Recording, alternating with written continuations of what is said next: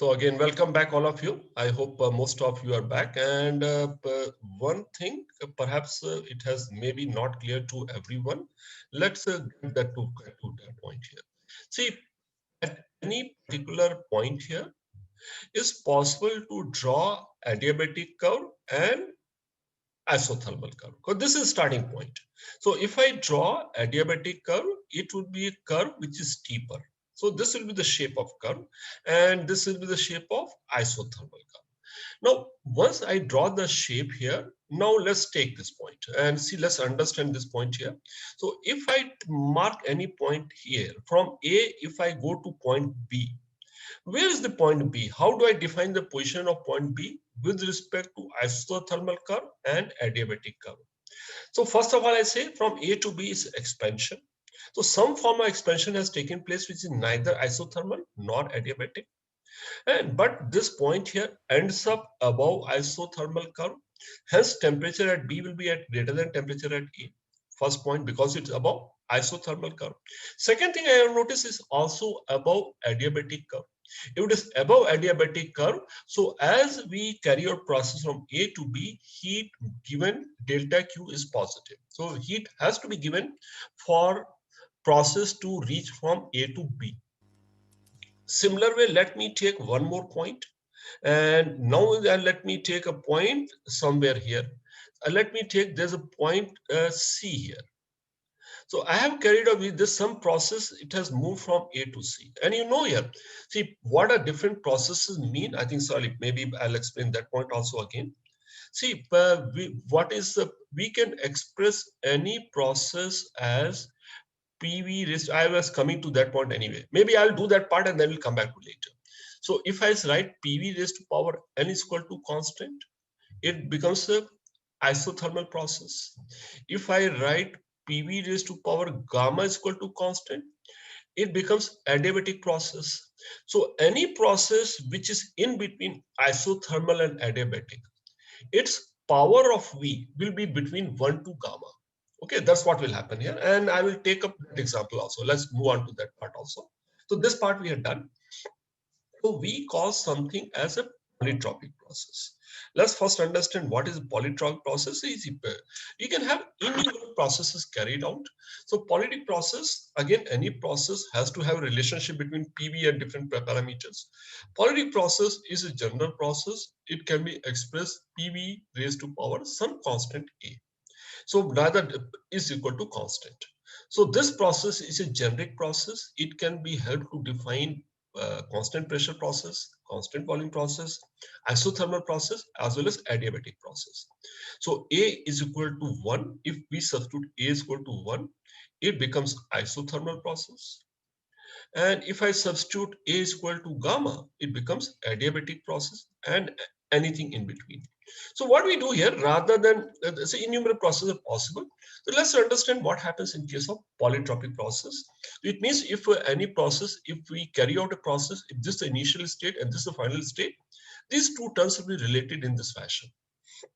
And for a polytropic process, if I have to calculate work done, I would have calculated work done like this. We would have written P dV from initial volume V1 to V2.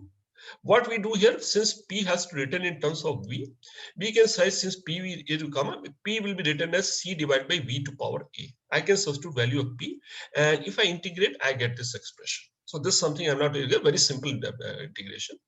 We get an expression work done will be equal to P2 V2 minus P1 V1 divided by 1 minus A. It comes from simple integration, 2-3 steps involved in not doing that one. So this is one form we can arrive at. And this product of PV, P2 V2 will be equal to nRT2 and P1 V1 will be equal to nRT1. So it becomes nR delta T 1 minus A. That's work done. And if any process can be expressed as PV raised to power some constant, and I can use the formula for any process. This is valid for all kind of processes. This is work done. So I arrived at work done. And another component, one is work done. The second important quantity is heat supplied. But those are things which are important because internal energy is simple. So what would be molar heat capacity for a generic polytropic process? Molar heat capacity dQ is equal to NC delta T. And work done here for polytropic process, I have put the value of work done here. And internal energy is NCV delta T. And from this process, for polytropic process, I find the value of C. C is equal to R divided by 1 minus A plus CV. And this process also is independent of temperature. It is valid for all processes. What will happen if it is okay, any process I can substitute value of A and you can solve. Okay, if A is less than 1. See, but when A is equal to 1, how would the process be carried out? Let's look at this. A is equal to 1 here. I think it is okay. So when what is A is equal to 1? Let me draw a graph. So if this is PV diagram,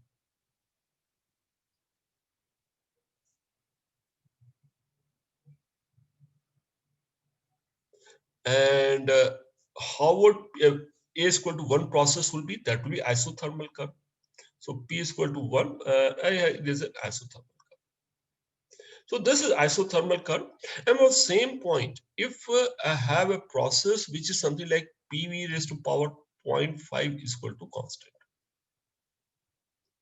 How can I imagine drawing it, this process from starting from the same figure? All I need to understand this curve, it will be flatter than this isothermal curve. So how would I draw a curve which is flatter? I can draw a curve which will be like this. So this will be kind of shape of a curve where A is less than 1. This will be flatter than this. Anything A greater than 1 will be steeper than this. So I can draw anything. So whenever A is less than 1, this A is less than the parcel. When expansion takes place, it will end up above isothermal curve. It will also end up above adiabatic curve. So in this case, both delta Q and delta T will be positive. A is less than 1. What happens if A is between 1 and gamma? So let me start. I think I'll draw the process here. So this is the starting point. And this is a T2 is isothermal curve. And if I had to draw adiabatic curve, I'll draw adiabatic curve, which is steeper. From the starting one same point, this is the adiabatic curve. So this one is adiabatic curve. And starting from same point, this is isothermal curve.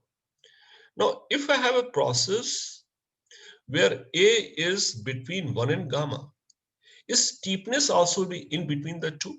If I have to draw the shape of that process curve also will lie between the two. The process will be something like this. So if we have this process, this is little tricky process. It is below isotherm, above adiabatic. So since it is below here, and any point on this side is expansion. So if expansion takes place in a process for which polytropic constant A is between 1 and gamma, it will lie between isotherm and adiabatic process. It will be below isotherm in case of below isotherm for expansion. It will be above isotherm for compression. Since it is below here, delta T will be negative, but since it is above adiabatic curve, delta Q will be positive. So in case of expansion, and whatever happens in expansion, reverse will have in compression. In case of reverse process here, it will be below adiabatic curve and will be below isothermal curve. So this is expansion side, and if you similar way, you can look at the compression side. Just go through, all of you try and draw the graph once on your own. You'll get a hang, and we'll apply it in several cases later on also. So perhaps you'll get a better hang of this. Expansion, W is positive, will be negative. Okay, so this is a polytropic process. So with polytropic process, any process and any question which requires a process which is not one of the standard process, and non-standard process, even a standard process also can be expressed. So whatever information is given, we can write the relationship between parameters in terms of P and V. And after writing in terms of P and V, if I make the power of P as 1, every process can be written in terms of this. PV is for A is equal to constant. And we can find out equivalent polytropic constant. And if we can find out polytropic constant, we can find out heat capacity for the process. And once we have heat capacity of the process, we can calculate delta Q. So it represents relative share of energy. So once we have the C value here, and again here, this term is proportional to Q term. This proportional is proportional to U term, and this term is proportional to W term. So any polytropic process, it is also true for constant pressure and constant volume process also. These three terms have relationship. So whatever ratio C and work done term and CV term have, similar relationship will be there with Q, W, and U. So basically what is saying represents relative share of energy. So, okay. So what does this mean? C ratio with R by 1 minus A and its ratio with CV will be equal to ratio of dq, W, and delta U. So always the ratio CF tip will be remain constant here. Okay, let's take example what you are saying here. If the work done when heat is supplied is equal to increase in internal energy, then what is the heat capacity for the process? Suppose this is statement given. Can we calculate heat capacity for this process from this information? Work done when heat supplied is equal to increase in internal energy. So delta W is equal to delta U. That's what is given. So in that case, how would I write this equation? Delta Q will be equal to, that's my equation, WD plus delta U. If work done is equal to U, it means delta Q heat supplied is equal to twice delta U. Hence, NC delta T for that process, that's dQ, will be equal to 2. What is delta U? NCV delta T. So it tells you for that process, C will be equal to twice CV. So for the process where work done is equal to increase in internal energy, for that process, molar heat capacity is twice the constant volume molar heat capacity. We'll look at some more example. Okay.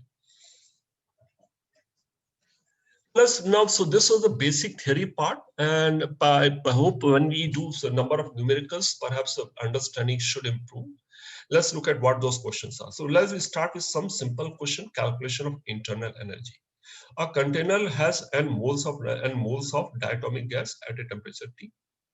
Some heat is supplied to the gas such that temperature increases to 2T, and when the temperature is half, the molecules of the gas dissociate. So basically dissociate means what? Half the molecules from diatomic gas, they become monatomic.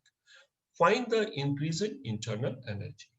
So this simple question, let's understand here. What is the internal energy? Internal energy is equal to, if there are multiple types of gases there, we can write as F by 2 nRT. If there are two types of gases, we can add up for both. So this is internal energy of gas. That's the only thing we have to use to solve this kind of question. Initial internal energy, it is a diatomic gas. So hence F is equal to 5 by 2, n moles are into temperature. That's the initial internal energy of diatomic gas. What happens after dissociation? After out of total n number of moles initially, there were n numbers of diatomic gas. Half have dissociated. It means how much diatomic gas, how many moles of diatomic gas left? N by 2 moles. Remaining n by 2 have dissociated. It has become monatomic. But when n by 2 dissociate into monatomic, number of moles of monatomic gas will become twice of n by 2. That will be, so after dissociation, we'll have n by 2 moles of diatomic gas and n moles of monatomic gas. Total number of moles have increased because of dissociation. Now, what is the energy of them? Pretty simple. We know the temperature, we know the number of moles, we know the type of gas. We can easily calculate total energy. The final internal energy, first we calculate for diatomic gas, 5 by 2. F is equal to 5. Number of moles is n by 2. Temperature is 2T. Similarly, we calculate for monatomic gas. Monatomic gas degree of freedom is 3. After dissociation, it becomes 3 by monatomic. Into n, number of moles is n. R, temperature is 2T. We calculate final energy. So if we have to calculate increase in internal energy, we can calculate internal energy. This question they could have also asked, if temperature increase of molecule dissociate, if volume remains constant, what is heat supplied here? If volume is constant, heat supplied would have been equal to increase in internal energy. So just pay attention. This is something, this is one of the little slightly complex way. If you understand calculation of internal energy, when dissociation takes place, the rest becomes even simpler. Okay. 1 mole of ideal gas undergoes this process. This is anytime pressure is related to volume. So this is anything whenever we have additional equation becomes a process. And this is a process. It means for every volume P, V is defined, it can be plotted. Okay. So it is a process here. And whenever a process given, we always assume that PV is equal to nRT is always valid. This is in addition to PV is equal to nRT. Here P naught and V naught are constant. What is asked here? What is change in temperature of the gas when the volume is changed from initial volume V naught to V naught? What is the change in temperature? Okay, so that's what is given here. Let's see how do we solve this question. Change in temperature, basically what we have to find initial temperature and we need to final temperature. To find initial temperature using ideal gas equation, I need pressure and volume. So if initial pressure and volume is known, if final pressure and volume is known, we can find temperature. That's how our thought is. Let's see. So only need pressure and initial volume. A process not relevant here. So when we talk about change in temperature, what happened in between is irrelevant. Only thing we need initial pressure and volume, final pressure and volume. What is initial temperature? Initial volume is V naught. Since this is V pressure is given a function of volume, I substitute V naught here. I get this value. I get initial pressure is equal to P naught by 3. Hence, I get the initial temperature also. I hope it's very clear. We find initial pressure, volume is known, we find initial temperature. And similarly, when we substitute V is equal to P naught, we get the final pressure. And once we have the final pressure, we can find the final temperature also. Pretty simple here. Okay. Every time is reiteration of the concept process. This question, in a process, temperature and volume of 1 mole of ideal gas are varied according to this relationship. So this becomes a process. Okay, V is equal to constant is a process. In this process, temperature of gas is increased by delta T. Okay, what is the amount of heat absorbed by gas? This is one form this question come. They may also ask this question is equivalent to finding out. Other question I could have, find molar heat capacity for the process. Both questions have same approach for solution. Find molar heat capacity for the process. Any of these two questions. How do I find molar heat capacity of the process? Any question which involves either finding C value or finding delta Q value. All I need to do, I need to find the value of C. I'll use as equivalent polytropic process. I'll convert this process into equivalent polytropic process. How do I convert into polytropic process? Let's do that part. So I convert into equivalent polytropic process. What is a polytropic process? And if I have the polytropic process, I know the value of C is equal to R divided by 1 minus A plus CB. So I need to write in terms of PV raised to power A is equal to constant. And whenever it is given here, what is given here? Let's do that one. What is given as, in this case, what is given here? Heat absorbed temperature change internally is the work done and expansion process. Okay, this is isotopic I'm going to use. In this case, what is given? Vt is equal to given as constant. I don't want in polytropic process, we don't want T, we want P here. So what we'll do here, we'll substitute T in form of V and P. Using this equation, PV is equal to nRT. This implies T is proportional to PV. So since we are talking about proportion only, in place of T, I'll substitute PV. It becomes a PV into V is equal to as proportional to a new constant. It still be a constant only. Proportionality we can always replace. So this equation is PV square is equal to C. So I have converted into a format which is similar to my polytropic process. It gives you polytropic constant A is equal to 2. Once I have, and this process, this method, I can follow any question which involves any of these two. So once I have C, I can write dq is equal to nc delta T. Now we have found the value of polytropic constant here. So what is for okay, this process? R divided by 1 minus A plus Cv. Since this gas is monatomic, it is F by 2R, 3R by 2, and C comes equal to R by 2. And once I have value of C, I can easily calculate the amount of heat absorbed. Heat will be equal to NCV, NC delta T. It will become, okay, number of moles, it will become 1 by 2 R by 2 delta T. That was the answer. So it was a very simple question, and this is a common process we can follow, so everything becomes easy. Okay, this is another question. This is 2017 question. And when we talk about heat capacity, there are three terms we use: specific heat capacity, and molar heat capacity. And typically we use capital C for molar heat capacity. It may not use all the time. So what was given here? Cp and Cv are specific heat capacity, specific heats. So typically for gas we don't use, but yes, but we can always convert, especially at constant pressure and constant volume. And it is observed for hydrogen gas. Okay, it is observed that, okay, sorry, I think this something got deleted. Observed that Cp minus Cv is equal to A for hydrogen gas, and Cp minus Cv is equal to B for nitrogen gas. Then what is the ratio of A and B? That's what we need to find. Okay, so had it been molar heat capacity, we know Cp minus Cv in molar heat capacity is equal to R, irrespective of which gas it is. In that case, ratio would have been 1. But they are asking specific heat capacity. So what we need to learn here, key point is here, specific heat, not molar heat. So we need to learn how to convert molar heat capacity into corresponding specific heat capacity. Okay, so what is dq? dq is written as nc delta T, where C is molar heat capacity. And in terms of specific heat capacity, mc into delta T. Okay, that's how we write here.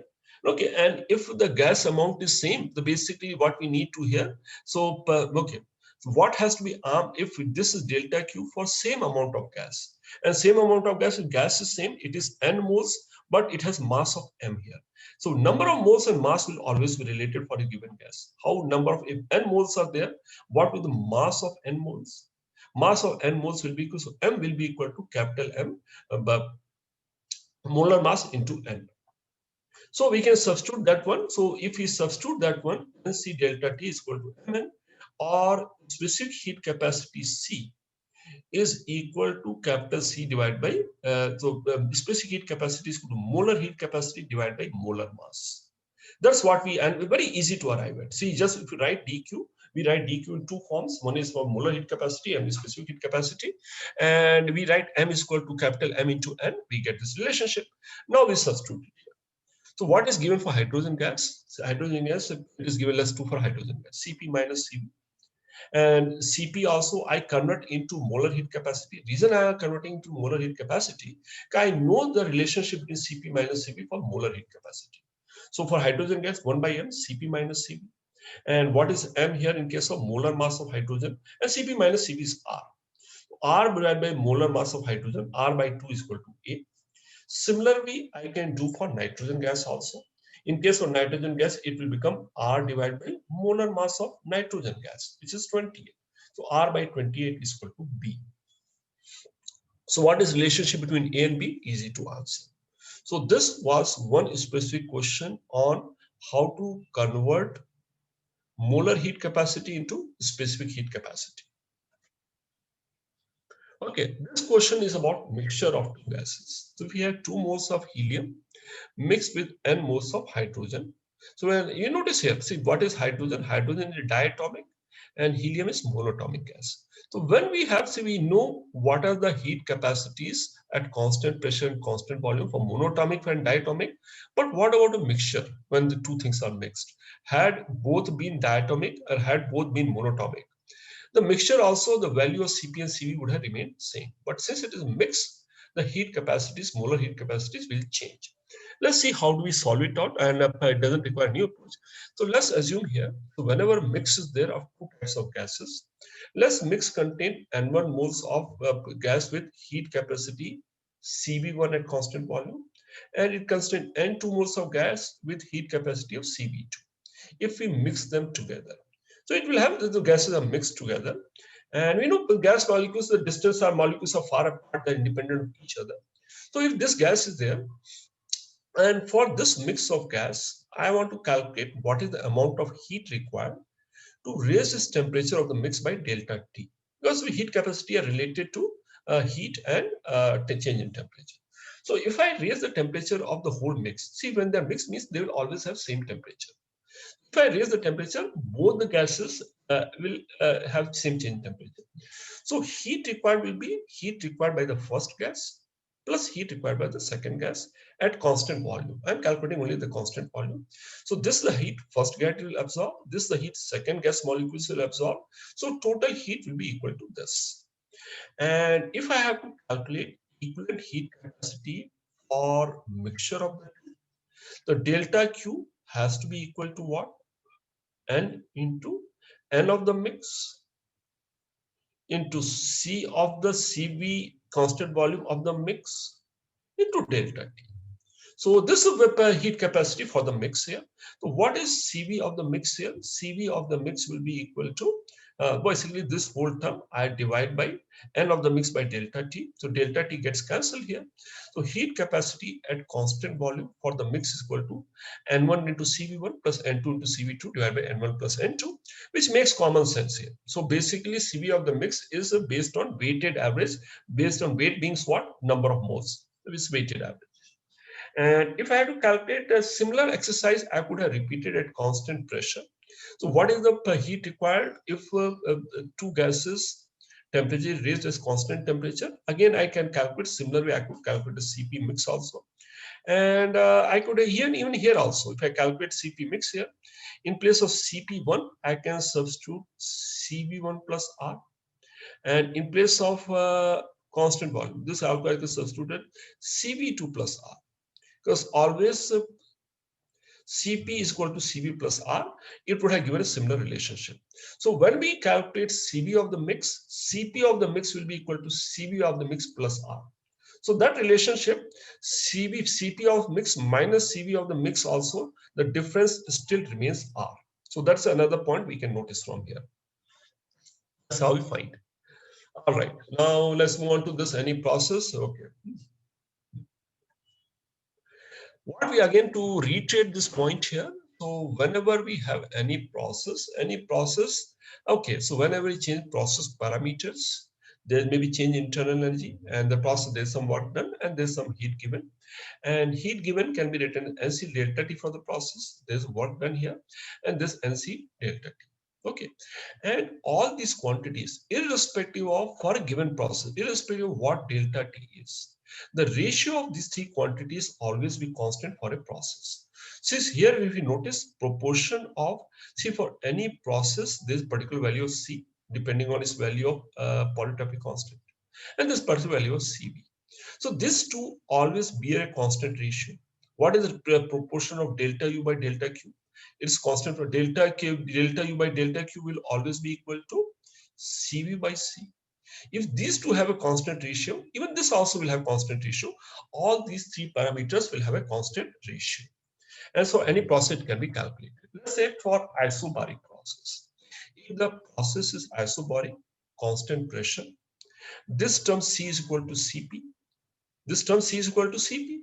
So what is the ratio of change in internal energy by delta Q? du by dq will be equal to Cv by Cp. What does this tell you? It tells you,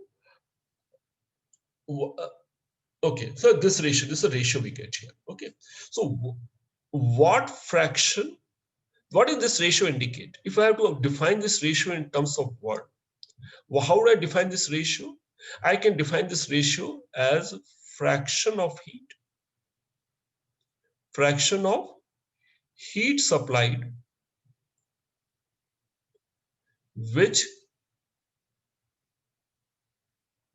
is used for change in internal energy. So this is something in the ratio what you written in mathematical expression, this what it means. So whenever question comes, what fraction of heat is used for change in internal energy? Basically, we use delta U by delta Q, and delta U by delta Q will be equal to CV by C of that process. We can always find that ratio. And to understand this ratio here, just see that one. So if this is the starting point here, and this isotherm, we have drawn isotherm for T and T plus delta T. If this is the starting point here, so in case of constant volume process, how do I follow constant volume process? And constant volume process, if we carry out, what is this one? This is increasing in temperature by delta T using constant volume process. And if I draw a shape like this, if we move from here to here like this, what does this indicate? Increasing temperature delta T by constant pressure process. So here also it needs some Q1 and it needs some Q2 here. And we have already discussed here, Q2 will be higher than Q1. By how much? Because when I carry out this process, change in internal energy in black process and red process is same. But in Q2 process, in addition to change in internal energy, there's some positive work done. Hence, delta Q is greater. So if I carry out process like this process also has some value of heat capacity. This process also will have some heat capacity. Naturally, for this process, heat capacity is more because there's some amount of work done. If I have another process, what is another process? Another curve, you can have another process. If I have a process which is something like this, if I have a process something like this, in this case also, again, this process also change in internal energy is same. But during this process, what is the work being carried out? This much of positive work is carried out. So what is dq here? Dq becomes even more. If the dq becomes larger for same change in temperature, it means heat capacity for that process becomes large. I'll take one more, see that we understand that part also. I'll take one more process here. One more process, we can change the process something like this. Very steep process, something like this. Okay, this is a kind of curve. Perhaps I have not drawn it very smooth way. So this is a very steep process we follow. From here to here, we change this one. Now, heat required in this purple process, will it be lesser than black process or greater than black process? Well, how should I differentiate between the two? In this case, there's only change in internal energy. Here also change in internal energy is same. Because change in temperature here also is delta T. But along with the change here, it is doing negative work. So here, this amount is same. Work done is negative. Hence, the delta Q will be smaller compared to constant volume process. So this heat capacity for this process will be lesser than CV. So which process is the heat capacity lesser?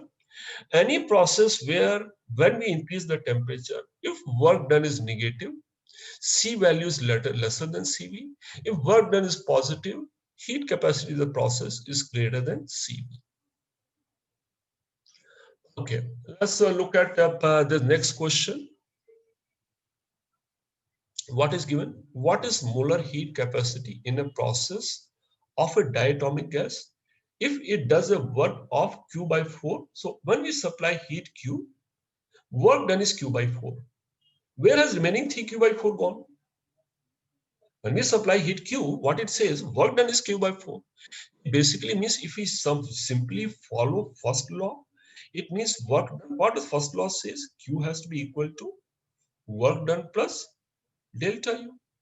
We have supplied energy Q here, out of which work done is Q by 4. It simply means remaining part must be change in internal energy. And what is Q equal to? Q equal to NC delta T. And change in internal energy is equal to NCV delta T. So if I take this ratio of these two quantity, is same as this ratio. Sorry, this is 3Q by 2, 3Q by 4. So if I take the ratio, so delta U by delta Q, delta U by delta Q is equal to 3 by 4, which is equal to CV by C. So that's the ratio I get. So this equation I get C is equal to 4 by 3 CB. So any such thing, so whenever this is given, you can easily find it out. Okay. Another process is given. Gas is expanding as per the process. PT square is equal to constant. And if I have to find coefficient of volume expansion of the gas, what is coefficient of volume expansion of the gas if process is given? So if I have to find coefficient of volume expansion, let me write first of all what I need to find. What is coefficient of volume expansion mean? Okay, PT square is constant. Okay, and to find volume constant, what is coefficient of volume expansion gamma? Coefficient of volume expansion is change in volume divided by volume into delta theta. That's coefficient of volume, or you can write as dV divided by V into D divided by dt. To find coefficient of volume expansion, we need a relationship between V and T. That's what you should understand. So coefficient of volume expansion, this is the term. We need an equation between V and T, but what is given? Equation is given in P and T. So what we'll use, again, P is proportional to T by V. In place of P, I'll substitute T by V. So if I substitute T by V, it becomes T cube by V is equal to constant. If T cube by V is equal to constant, it is equal to 3 delta T by T minus delta V by is equal to 0. Why I'm writing delta V by? I need only delta V by delta T. So this relationship for small changes we are used this multiple times. This gives you relationship between delta V by delta T. And if I substitute from this value, if I substitute the appropriate values in this equation, I get the value of gamma. So this is a very simple way. Whenever coefficient of volume expansion, or we have to find bulk modulus. Bulk modulus also we need a relationship between P and V. And volume expansion we need V and so okay. So that's what it comes to. Okay. Next question is something like this. Diatomic gas of molecule weight of molecules. So basically just imagine there's a container here. And this container contains gas. So gas molecules are moving within the container. So if there's a temperature T here, so all gas molecules are in a state of motion. And for a given temperature, their motion is independent whether container is at rest or is in motion. It is a temperature T. And it is at a temperature T is equal to 27 degrees centigrade. So basically centigrade is 300 K. And mass of the gas is given and molecular weight is given here. Okay. It is moving with velocity. It is moving with velocity of 100 meters per second. And we know we had done something similar. And if it is suddenly stopped, what happens when it is suddenly stopped? Okay. So when it is suddenly stopped, it is something like inelastic collision. We have come across cases of inelastic collision. So inelastic collision, just what happens in case of inelastic collision? Inelastic collision, we say if object is moving, it is like a piece of clay. It moves, it strikes the surface and come to a rest. It loses its kinetic energy in case of inelastic collision. But this loss of kinetic energy, see, energy is not lost. And if I take this space, this kinetic energy must have gone somewhere. Where does the kinetic energy go in case of loss of in case of inelastic collision?